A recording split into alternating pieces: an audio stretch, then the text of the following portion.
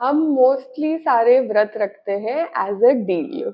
हमारी भगवान जी के साथ डीलिंग होती है कि मैं आज खाना नहीं खाऊंगा तो आपको मेरी ये इच्छा पूरी करनी है। बट ये भक्ति कहाँ से?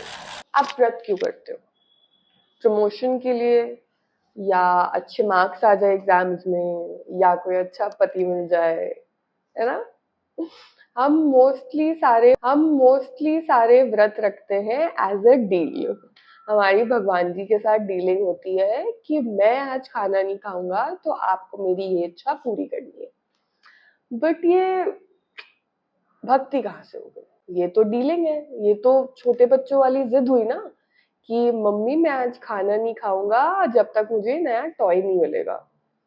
तो इससे भगवान को क्या फायदा हो रहा है? भगवान कैसे खुश हो रहे हैं हमारे खाना ना खाने से? This was exactly my question growing up all along.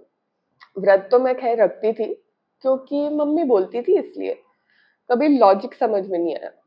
फिर उसके बाद में थोड़े बड़े हुए तो व्रत रखना छोड़ दिया, क्योंकि मेरे भूखे रहने से भगवान को क्या फर्क पड़ रहा है? व्रत का लॉजिक कभी ये था ही नहीं।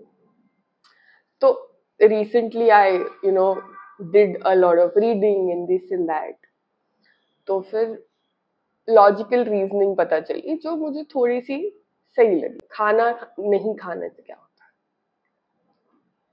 What is the most primal instinct of our body? What is that takes us from animals to humans?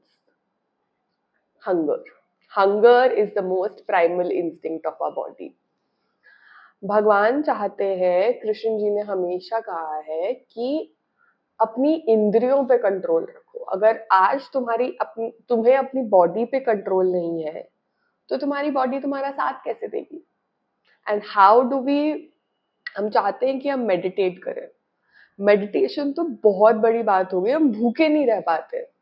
बस यही लॉजिक है व्रत करने का कि जब हम हमारी इंद्रियों पे कंट्रोल ले आए, हम हमारे हंगर पे कंट्रोल ले आए, so we evolve as a human being. We are activating our mind, we are training our mind to do more, because then we can focus on other things। जब हम पूरा दिन यही सोचते रहे कि ये खाना है, ये खाना है, अब लंच हो गया, अब डिनर में क्या करें, ब्रेकफास्ट में कल सुबह क्या खाना है, बस ये सोच के तो हमारा दिन नहीं निकल सकता। और चीजों पे भी तो ध्यान देना है। मेडिटेशन में बैठने के लिए, तप में बैठने के लिए, जप करने के लिए आपका दिमाग स्थिर होना चाहिए। स्थिरता तब आती है जब हम हमारे बॉडीली फंक्शंस पे कंट्रोल कर पाए।